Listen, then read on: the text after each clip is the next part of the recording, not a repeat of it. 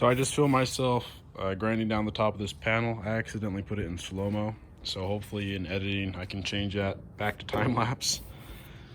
But the top of this panel here only took me about 5 minutes to do, and it's pretty dang clean. All this little spots of primer can be sanded off pretty easily. The factory primer is actually super tough on these Datsuns, which is weird why they have so many rust issues, because this primer is freaking strong. But anyway, side note there. I'll come back and just sand this down, but 5 minutes for the top of this fender here. Now if I use the paint stripper, that would have taken like an hour and a half. Maybe, I don't know. It takes a long time regardless. So this is a lot better, and it didn't burn through, so I'm pretty happy with it.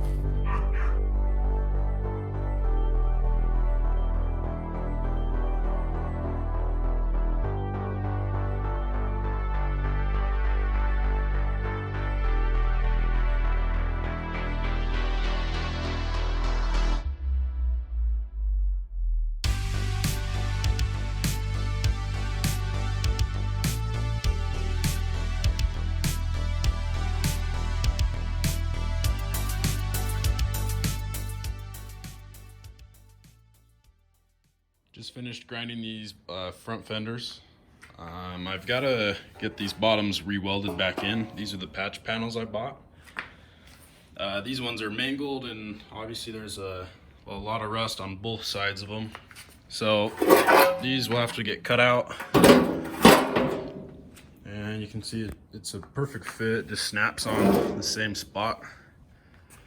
So I could either have it cut here, or I could cut it at this body line, which would probably be easier to weld on. But that's the welder's decision. So initially I didn't want to grind down these panels.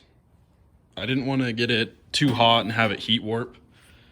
But the paint stripper it takes too long, really. It doesn't do a very good job of cleaning it all the way either. I figured it would take pretty much all of it off, and it kind of leaves the primer below, so it doesn't get the primer very well. So ground these down.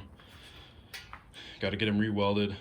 Get these little tiny dots welded from the chrome strips that run across the length of this whole body.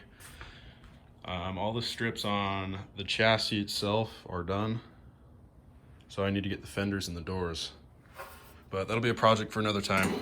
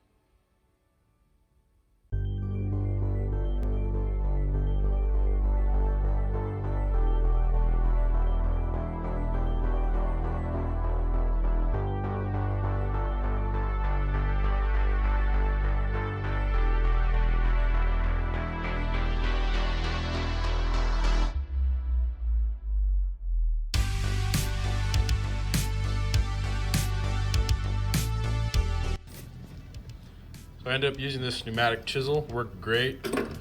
It did tear through the metal from the spot welds, but that doesn't matter because this whole section is getting patched.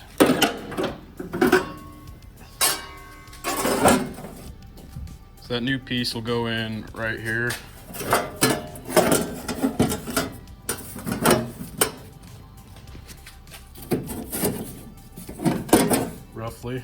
Roughly like that.